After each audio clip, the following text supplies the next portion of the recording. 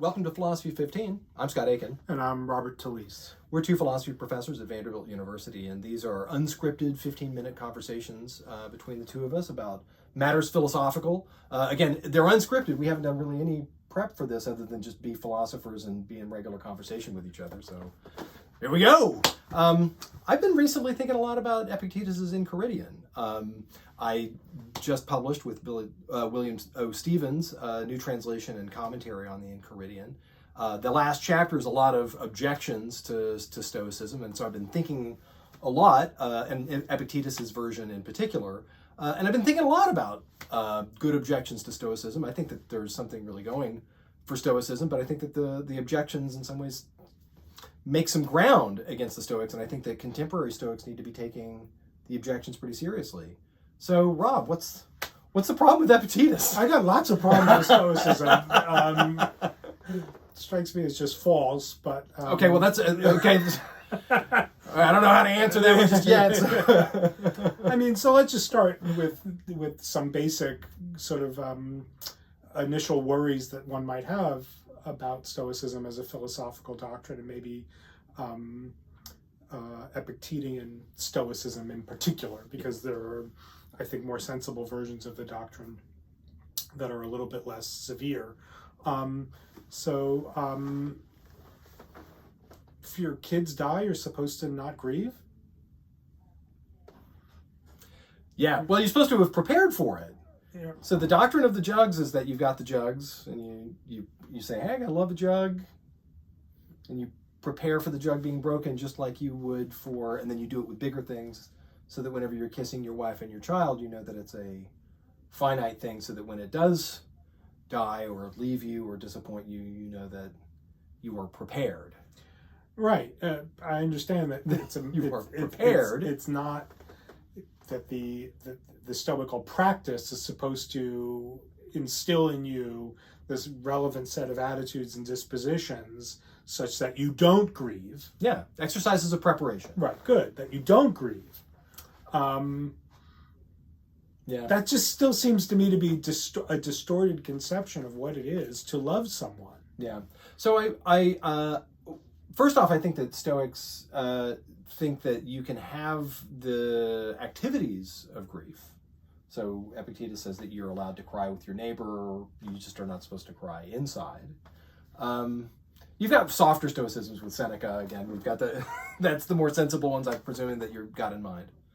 But yeah, Epictetus is a famously sort of hard-edged Stoic on this. And I think that the objective with Stoicism is the reason why you're grieving is because you think that a bad has been done to you, that a bad for you has happened. And the thought is, no, the bad for you that happens when you grieve is that you have made a cognitive error. You've mistaken a bad.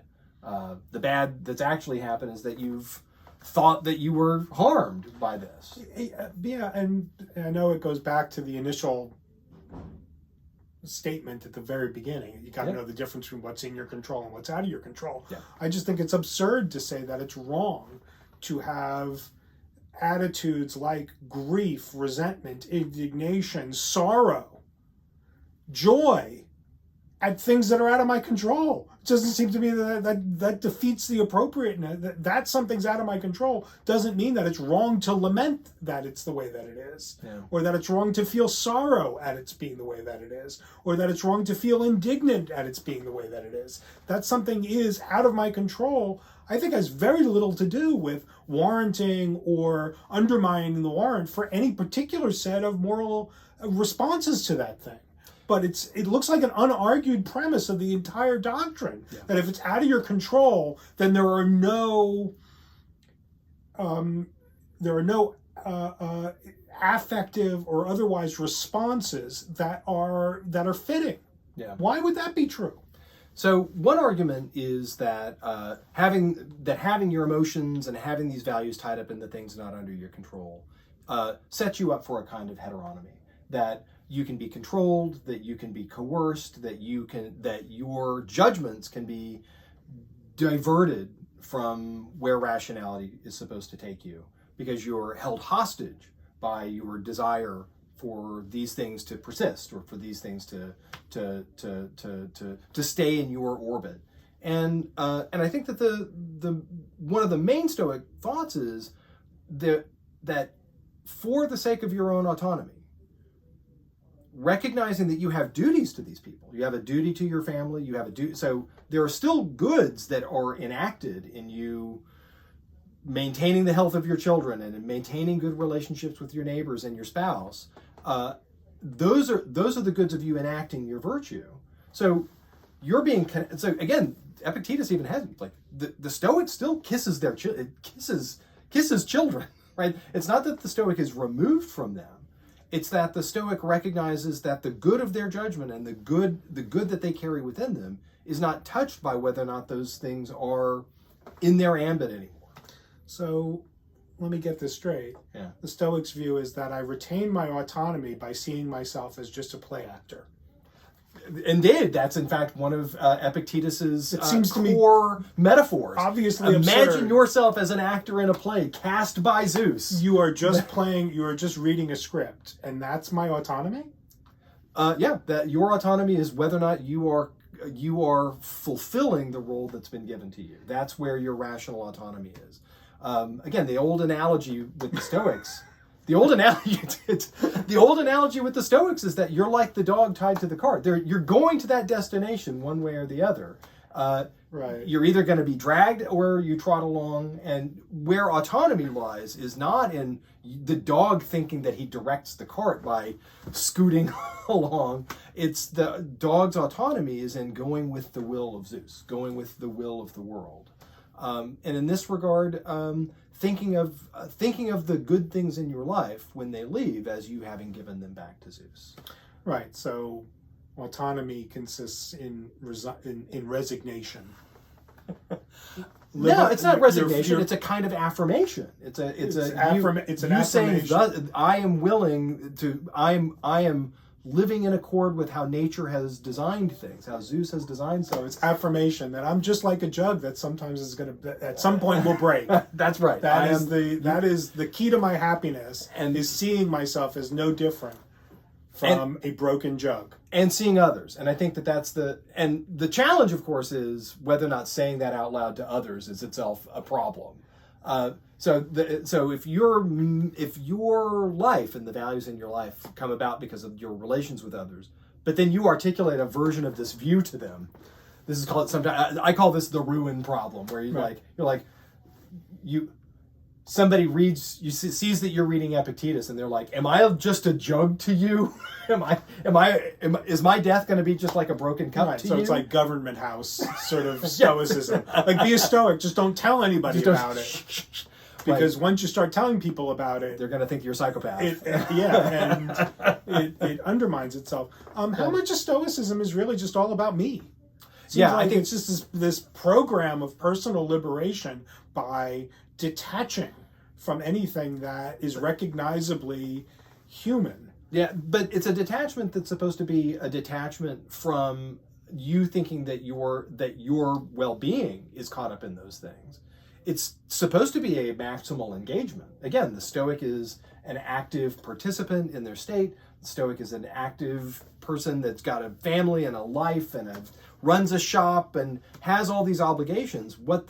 How the Stoic enacts their virtue and enacts the invincibility that fundamental division allows them is to say, yeah, it actually doesn't make it so that I recede from these people. It makes it so that I'm actually very brave and that I'm actually engaged and that from what somebody might see as a sort of a grand sacrifice where it's like, oh my gosh, look at it makes it so that you say, no, I'm doing it actually makes it so that I can do my duty because that's where the value actually lies for me.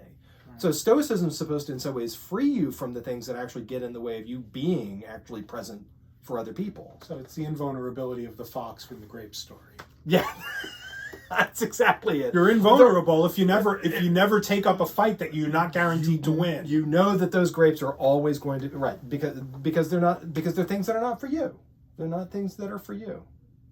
But there's no independent criterion of whether they are for me or not for me.